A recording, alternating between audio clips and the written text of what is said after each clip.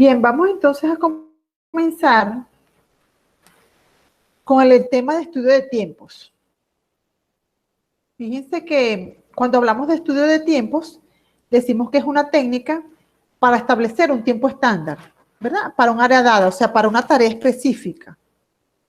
¿Qué hacemos aquí? Aquí medimos el trabajo que se está realizando, pero bajo ciertos parámetros, bajo cierta metodología, para poder saber cuánto tiempo debería tardar una actividad. Entonces, ¿qué incluye? Incluye tolerancias, incluye calificación de velocidad, porque aquí vamos a tomar los tiempos en que se ejecuta una tarea, ¿no? No son robots, son personas las que están ejecutando tareas. Entonces, cuando son personas las que están ejecutando tareas, debemos considerar algunos elementos para poder establecer el tiempo estándar. Y cuando son máquinas, las que están ejecutando las tareas, son otras las consideraciones que debemos hacer. ¿Qué técnicas tenemos para medir el trabajo? Tenemos técnicas de cronometrado, tenemos técnicas de muestreo del trabajo, tenemos cámaras cinematográficas, registros históricos. Dentro de los registros históricos es, por ejemplo, datos estandarizados de tiempo. Existen tabulaciones donde los movimientos se han considerado los tiempos de cada movimiento y a partir de allí, de esas referencias, yo puedo decir cuánto tarda una actividad. También se puede hacer por juicio de experto. El experto observando la actividad puede decir, mira, la actividad dura tanto tiempo, ¿verdad? Nosotros, aquí, en Ingeniería del Trabajo, vamos a observar, es la técnica de cronometrado y el muestreo del trabajo más adelante. ¿Sí? Pero ahorita el tema que nos compete es el cronometrado. Entonces, el estudio de tiempos tiene unos pasos previos para poder ejecutarlo. Entonces, ¿qué es lo ideal? Normalizar la tarea. Y es el primer paso y es hacer el estudio de métodos para normalizar la tarea, es decir, establecer la norma o el patrón.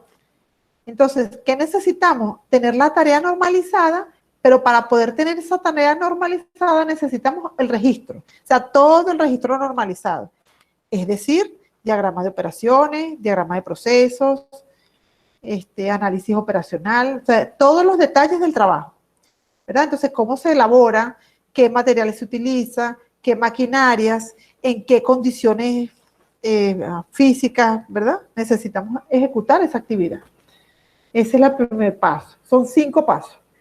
El 2 es seleccionar el operario a observar, que no sea ni muy rápido ni muy lento. O sea, si podemos seleccionar un operador, lo ideal es que no sea ni el más rápido ni el más lento, perdón. Pero si no tenemos para seleccionar, porque es el único operario que ejecuta la actividad, entonces en ese caso seleccionamos a ese mismo operador, a ese único operador, y le vamos a aplicar unos factores de corrección. Eso lo vamos a ver más adelante. Entonces, bueno, la idea es seleccionar el operario y tercer paso, recolectar la información en el propio sitio de trabajo. Perdón, yo puedo estar en una oficina, ¿verdad? Tener mi oficina, tener un espacio, un escritorio, la computadora, todo el espacio que yo, pues, para realizar mi trabajo, que yo tengo para realizar mi trabajo, pero al momento de recolectar la información, necesitamos estar in situ, o sea, en el sitio donde está el operador.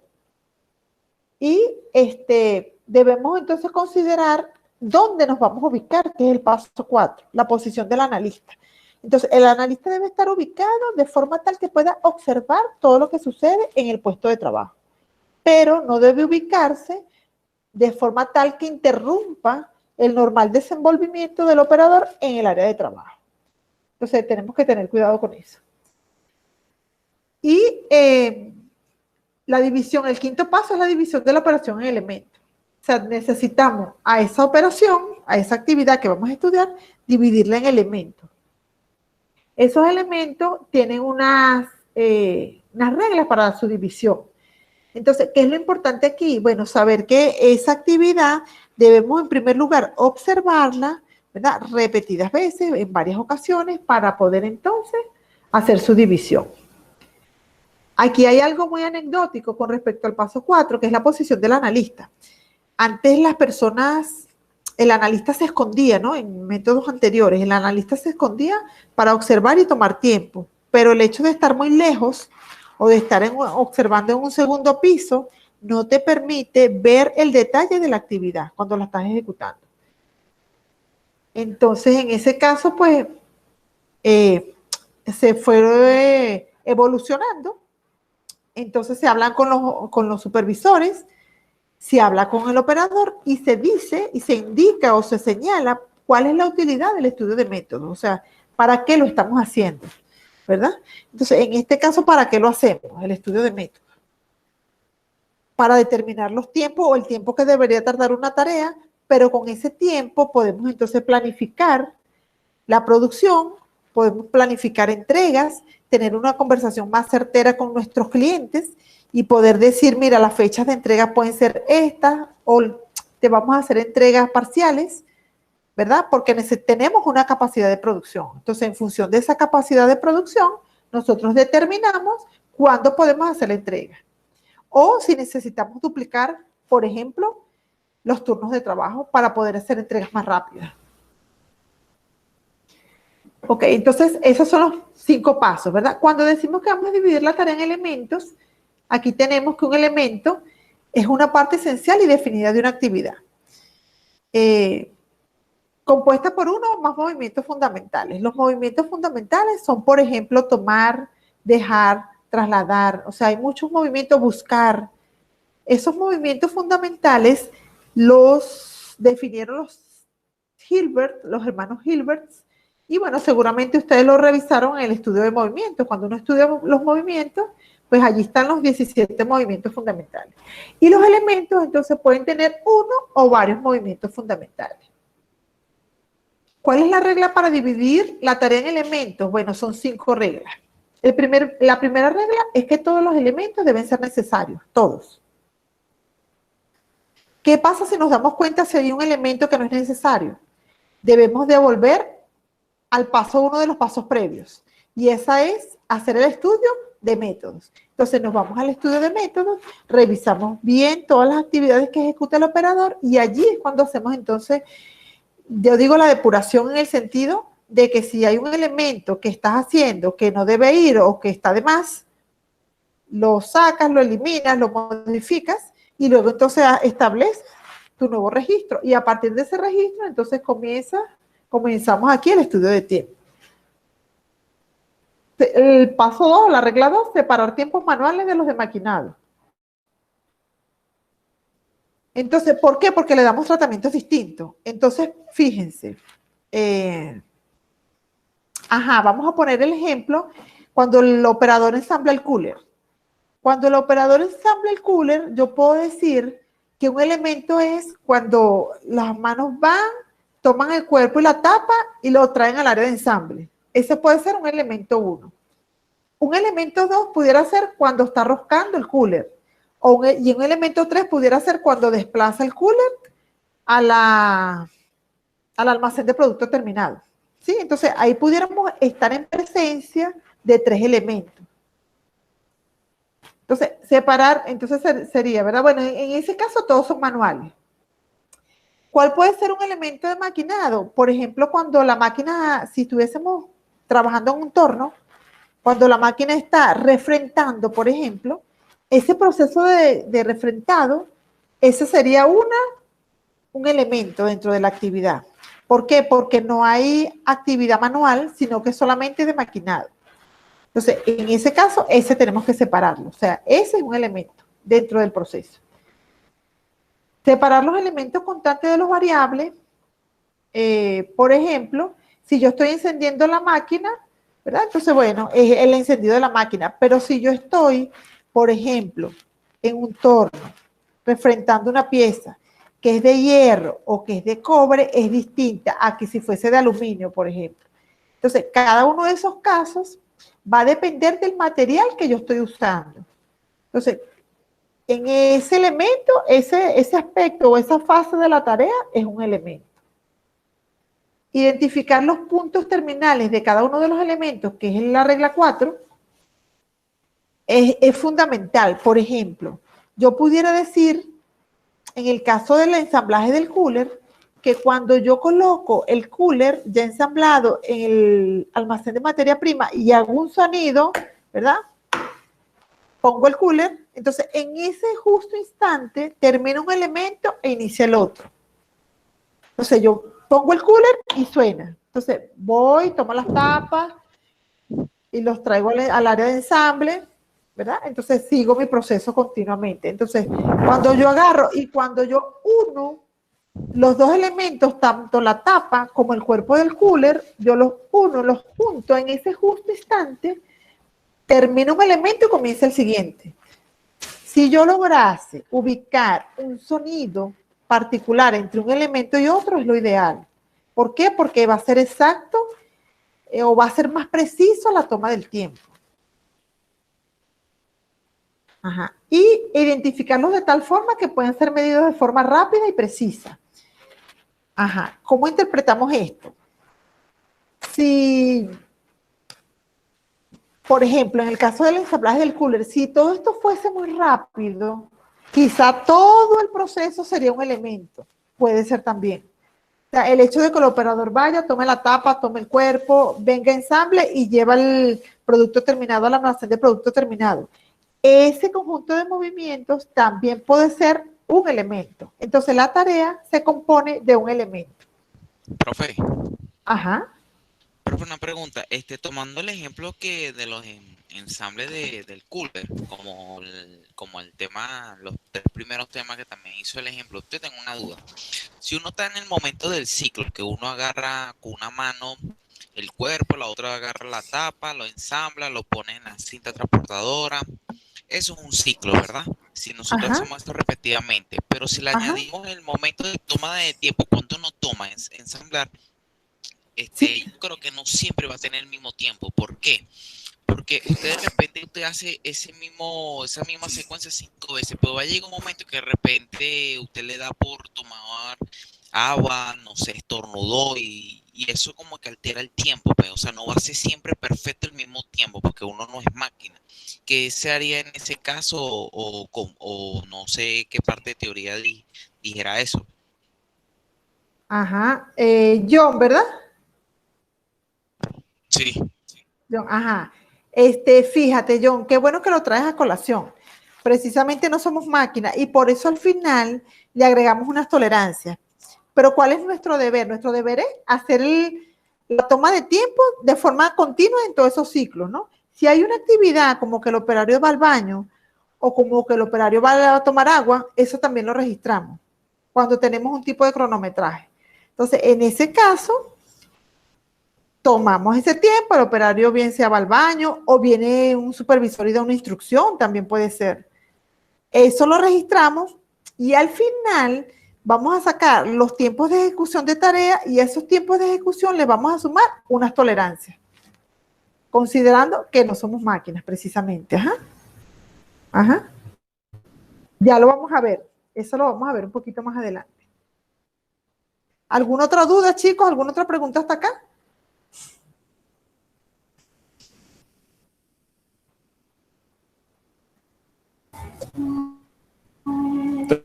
Todo bien, Hola. profe. Ajá. Okay. Entonces, fíjense, así como el albañil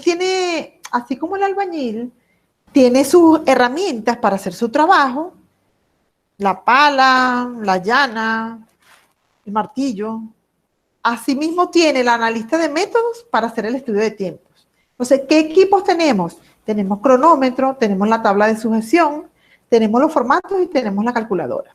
Entonces, ¿qué decimos? Que es más importante en todo caso la habilidad y la personalidad del analista que los equipos que usemos. O sea, podemos tener los equipos tecnológicos de última generación, pero si no los sabemos usar, no valen de nada. Entonces, por eso es que decimos que es más importante la habilidad y la personalidad que tenga el analista. O sea, porque ustedes con cualquier cronómetro, si tienen la habilidad, van a sacar el mejor estudio de tiempo. Entonces, bueno, por eso decimos esto. Entonces, ¿cuáles son los requerimientos personales de un analista de tiempo? Mira, honestidad, que sea honesto, que no invente datos de tiempo, que tenga tacto y comprensión, porque la persona que va a estar siendo medida le da nervio, le da angustia, se preocupa que lo estén observando. Entonces, eso tenemos que conversarlo con esa persona para que no ocurra esa angustia, o sea, esa inquietud, pues, que le da a la gente de que te estén observando y tomando tiempo. Entonces, tiene que transmitir confianza, tiene que tener habilidad analítica, buena presencia. Aquí no hablamos de corbata, no, estamos hablando de un área de trabajo, un puesto de trabajo en una industria, en una empresa. Entonces, una buena presencia es limpio, blue jean, una franela limpia, o sea, la chica sin escote, ¿verdad? Entonces, tener energía, tener entusiasmo cuando estamos haciendo. No ir a bostezar, no ir a perecear, no. Tenemos que demostrar una energía cuando estamos allí en ese puesto de trabajo tomando tiempo. Seguimos. Entonces, tenemos técnicas de cronometrado. Como dijimos que íbamos a tomar el caso, en este caso, el estudio de tiempos por cronometrado, entonces tenemos dos técnicas, bueno, o tres, mejor dicho. Primero, el método continuo, que consiste en dejar marchar el cronómetro durante el estudio completo. Entonces, yo le doy clic al cronómetro cuando voy a iniciar y cuando terminan todos los ciclos es que yo lo paro, es que yo lo detengo. Entonces, registro todo desde que inició hasta el final. Ese es el método continuo. Y el método intermitente consiste en leer.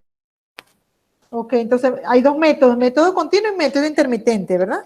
Para repasar este pedacito aquí. Entonces ustedes seleccionan, según el tiempo de los elementos, qué método es el que les conviene más. Y tenemos un tercer método que es el método mixto, que es cuando dejamos marchar el cronómetro durante el ciclo completo y lo devolvemos a cero entre un ciclo y otro. Vamos a ver el formato para explicarles un poquito mejor acá. Entonces, formato de estudio de tiempos. Aquí tenemos, ¿verdad? Aquí en la parte superior, aquí donde estoy señalando, tenemos el elemento 1, el elemento 2. Aquí en este formato tenemos hasta 7 elementos. ¿Qué vamos a colocar aquí? Aquí vamos a colocar la descripción del elemento, lo más clara posible y lo más breve posible. O sea, que cualquiera que venga a leer el estudio lo entienda. Aquí en la parte de la izquierda tenemos la fecha, el estudio y la hoja D. Y aquí a la derecha tenemos producto, número, área, el número de operario y realizado por. O sea, ¿quién lo realiza? Aquí tenemos los ciclos. El formato, bueno, aquí dice de 1 hasta 20, puede tener el formato, puede tener 10, todo va a depender. Aquí entonces tenemos, en cada elemento tenemos columna T y columna L. T significa tiempo transcurrido y L significa lectura del cronómetro. Entonces, si estamos usando el método continuo, vamos a llenar las columnas L para el método continuo. Y si estamos usando el método intermitente, solo vamos a llenar las columnas T, que es el tiempo transcurrido. Esto es importante.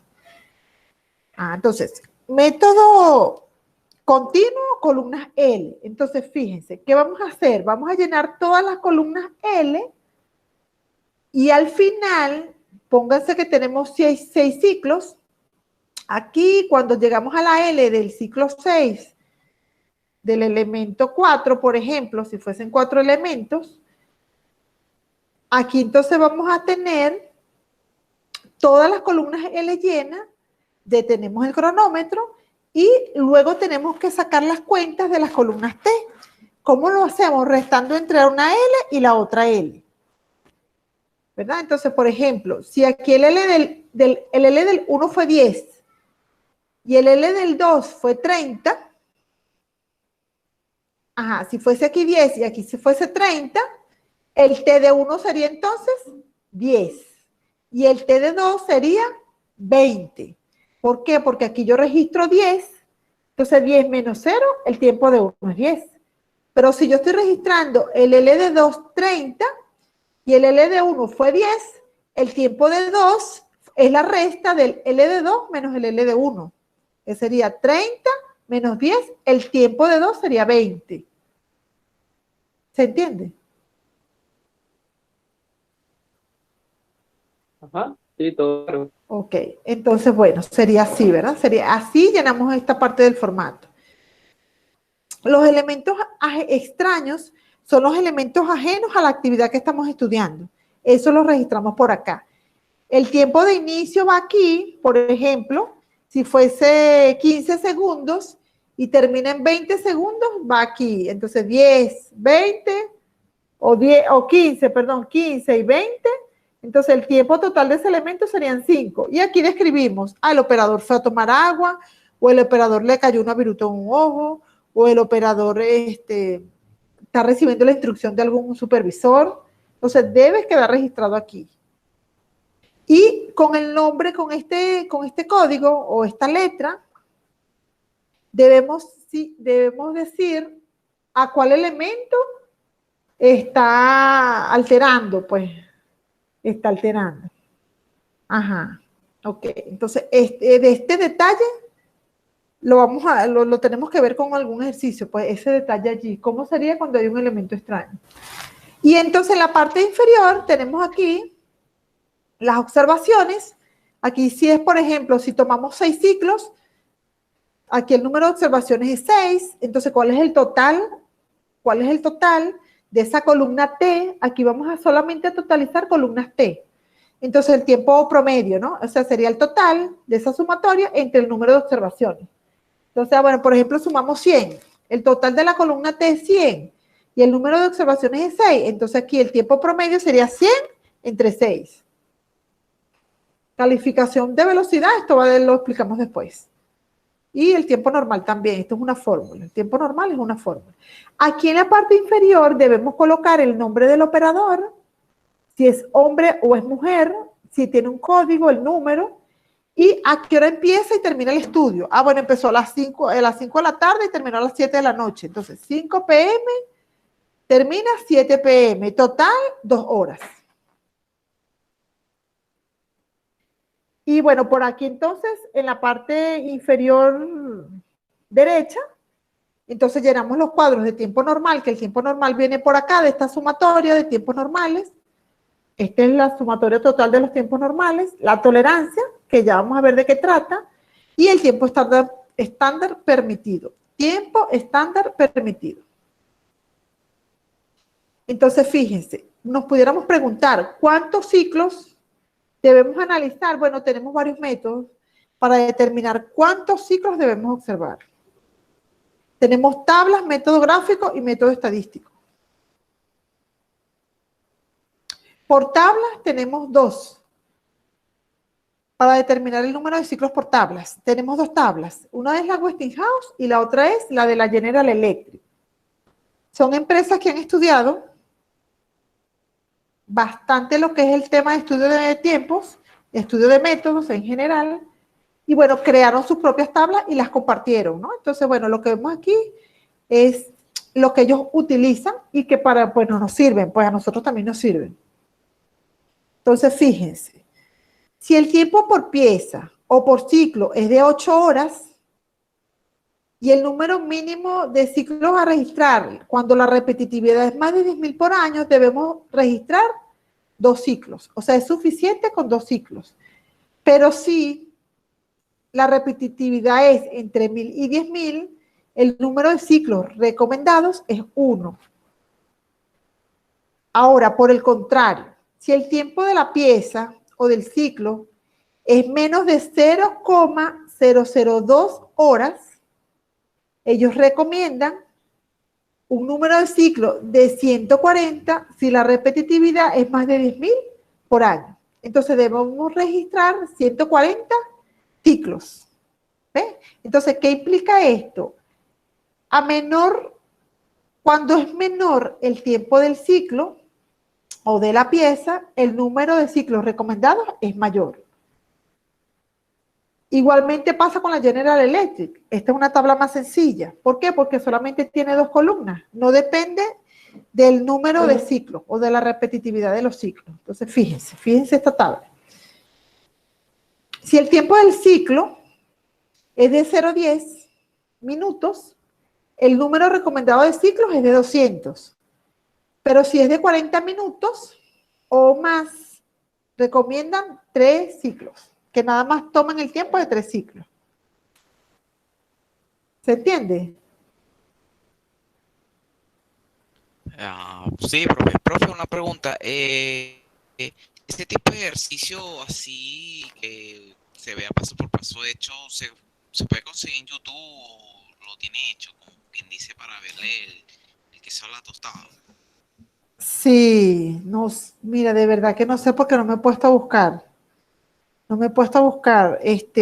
Yo pudiera intentar hacerles el recurso, pues, explicárselo. O sea, porque no es lo mismo, yo lo sé, pero aquí tenemos que verlo, pues. Necesito explicárselo y que ustedes tengan a nivel teórico, pues, lo que es esto. ¿Pudieras Pero intentar? eso iría en el parcial, no, por lo menos en la parte teórica, pero solamente irías bien hablando anteriormente sobre. Ajá, ¿qué pregunta te pudiera hacer yo aquí? Por ejemplo, si el número de ciclos recomendados es más corto, o por ejemplo, el tiempo del ciclo recomendado es corto, ¿el número de recomendados sería mayor o menor? O sea, me explico, pudiera yo hacerte como una comparación en eso, que eso es como genérico, ¿no? Como es como teórico. ¿Aló? Claro, porque, o sea, yo lo que entiendo es que a menor tiempo se recomienda más repeticiones de ciclo y a mayor tiempo menor repeticiones de ciclo. Pues. Exactamente, exactamente. O te puedo presentar esta tabla y te digo, ¿cuál sería el número de ciclos recomendados si el tiempo del ciclo es de 2 minutos? Por ejemplo, o te puedo poner esta tabla y te hago la misma pregunta. O sea, pudiese ser, pues también. O sea, yo esta tabla no les voy a pedir que se las aprendan porque eso es absurdo, ¿no? O sea, nadie se aprende esta tabla, no tiene sentido. Pero sí tienes que manejar como es como generarla, empezar a generar como la intuición. ¿Sabes? Que tú sepas que si la actividad es muy corta, vas a tener que hacer mayor cantidad de ciclos. Por lo menos eso, como ingeniero industrial, tienes que manejarlo. Claro. ¿Sí? Entonces, es despertar esa chispa como ingeniero industrial, empezar a saber, pues, que es así. Ajá, entonces, cuando hablamos del otro método, que es el método gráfico, aquí nos guiamos fíjate, tomamos 10 ciclos, ¿verdad? Tomamos 10 ciclos y con esa medición de 10 ciclos hacemos un gráfico, un histograma de frecuencia. Entonces, si nos damos cuenta que la mayoría de los tiempos, por ejemplo, un 60%, se está incluido en la parte central y forma como una curva normal, podemos decir que el número de observaciones es adecuado. Pero si el gráfico que nos da cuando hacemos el histograma no se acerca a una curva normal, debemos seguir tomando medidas, debemos seguir tomando tiempo y volver a hacer el gráfico para poder decir si es una curva normal. Entonces, hasta allí sería el número de observaciones que vamos a hacer. ¿Verdad? Entonces, la idea es que el histograma me dé cerca o muy parecido a lo que es la curva normal. Ajá, entonces ese es el método gráfico. Ir graficando hasta que logremos tener una forma a la curva normal, parecida a la curva normal. Hasta que la consigamos, hasta ese momento dejamos de hacer observaciones y estamos listos. Podemos decir que se satisface, ¿no? Se satisfacen los requerimientos. Pero aquí en el método estadístico, que es el tercer método, es aplicar una serie de pasos, son 5 pasos, o 4 en este caso, para, primero decidimos, en este caso el procedimiento es, primero decidimos el estudio preliminar, entonces decimos, bueno, ok, vamos a arrancar con 10 observaciones. Luego tenemos que especificar un intervalo de confianza I y un coeficiente de confianza C. Nosotros decidimos cuál es el I y cuál es el C. Calculamos la desviación estándar, ¿verdad? Calculamos el S, que es esa desviación estándar, y después calculamos I sub M. Y hacemos en el paso 5 una comparación. Aquí está el paso 5, una comparación.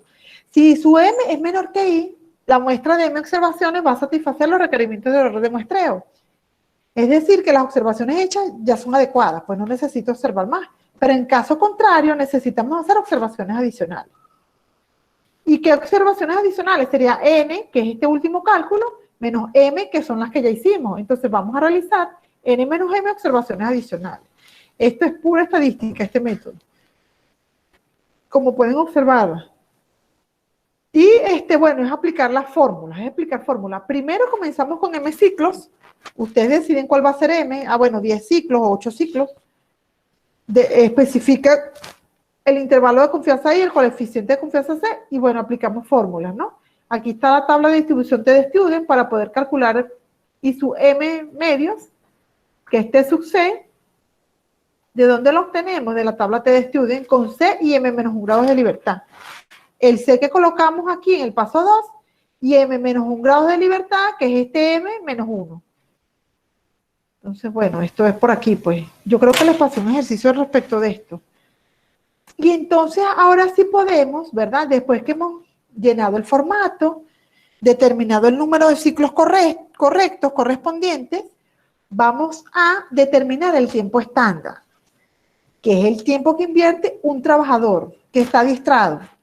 No podemos hacer el estudio con un operador que no esté adiestrado. Eso es importante saberlo. O sea, cuando seleccionamos el operador, por allá en los pasos previos que acabamos de conversar, es importante que el operador esté adiestrado. Y el método tiene que estar normalizado, o sea, estandarizado. El método tiene que ser estándar. Entonces, fíjense ustedes, ¿qué es el tiempo estándar? Lo vamos a calcular a través de esta fórmula, que es igual a TPS por C sub B más las tolerancias, donde el tiempo T es tiempo estándar, TPS es tiempo promedio seleccionado, C sub B es calificación de velocidad más las tolerancias. Yo sé que les están recibiendo bastante información, bueno, pero toca, ¿no? Toca sí.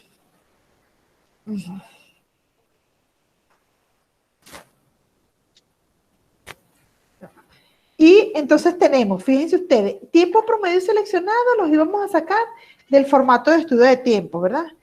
Donde dijimos, vamos a ubicarlo rapidito por aquí, que ese tiempo promedio seleccionado iba a estar aquí. Tiempo promedio seleccionado, ¿lo recordamos? Sí, o sea, que es un promedio de los ciclos, pues. Exactamente, es el promedio de los ciclos, ahí no hay más. Exacto, es eso, el promedio de cada elemento. Ajá, de cada elemento. Ok, entonces, ¿verdad? Tiempo promedio seleccionado. ¿Qué va a pasar? ¿Por qué decimos que es seleccionado? Porque quizá si hay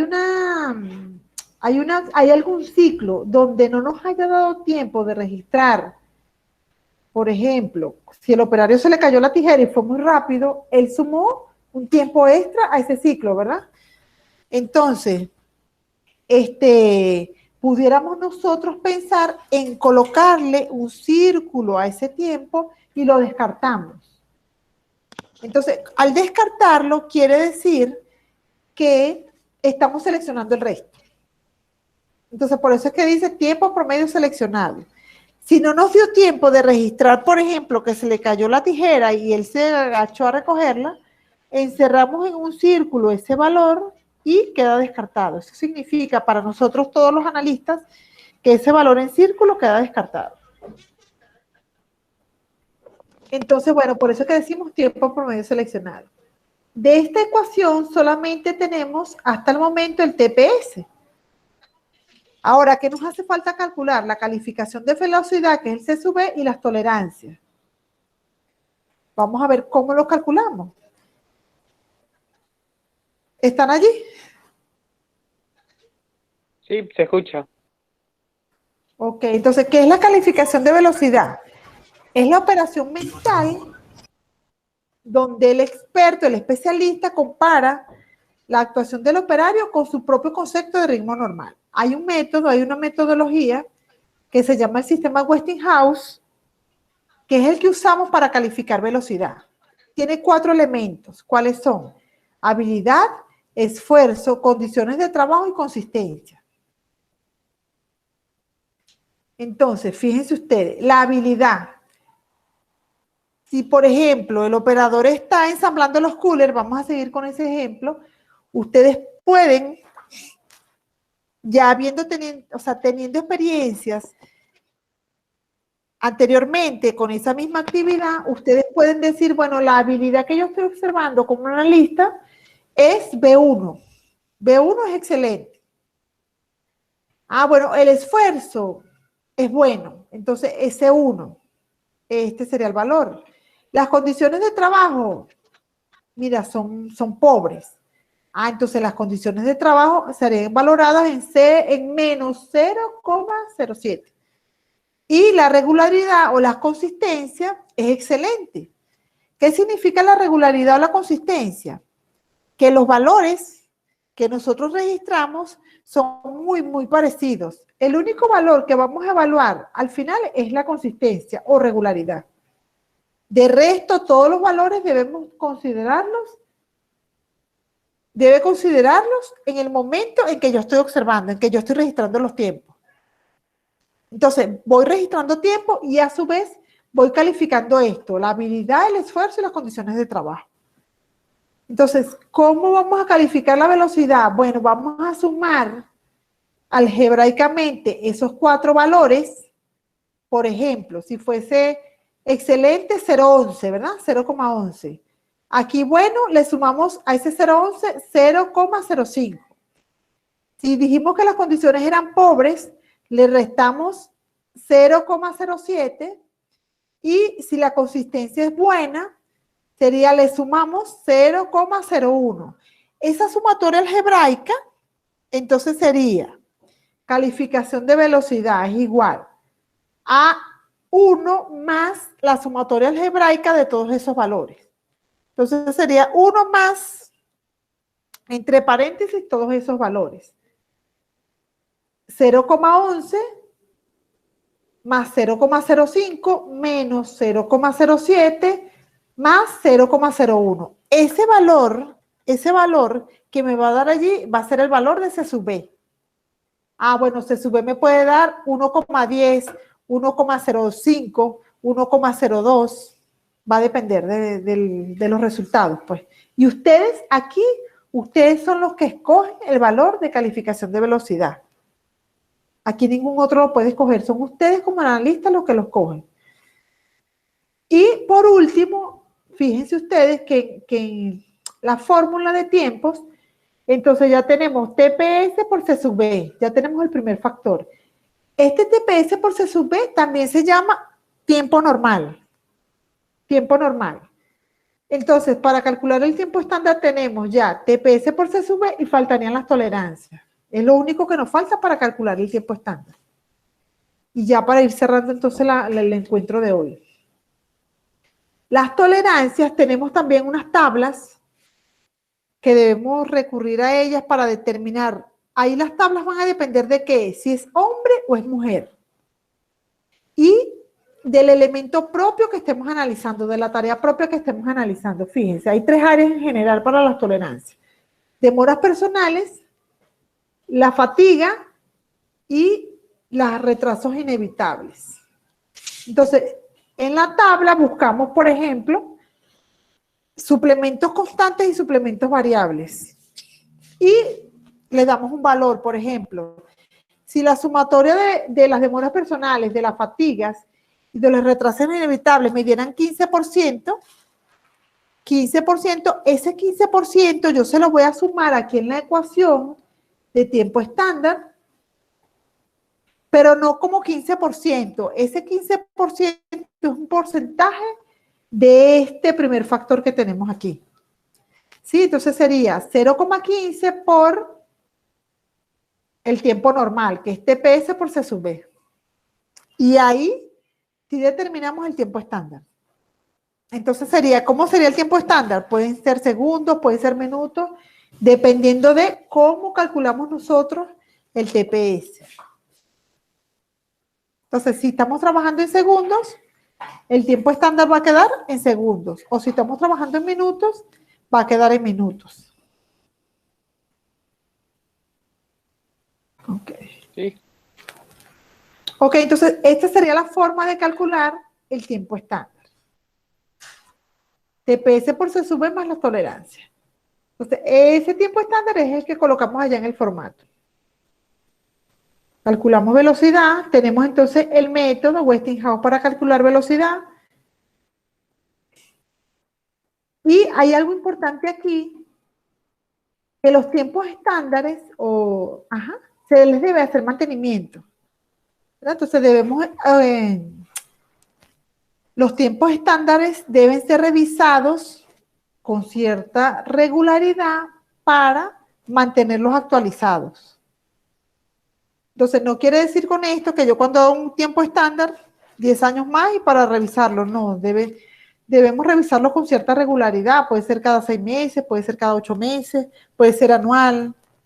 Esa frecuencia la establecemos nosotros, pues. Y si hay un cambio de métodos, debemos también entonces hacer un nuevo tiempo estándar. Si ahí cambian los métodos, pues, si cambiamos materiales, si cambiamos maquinaria.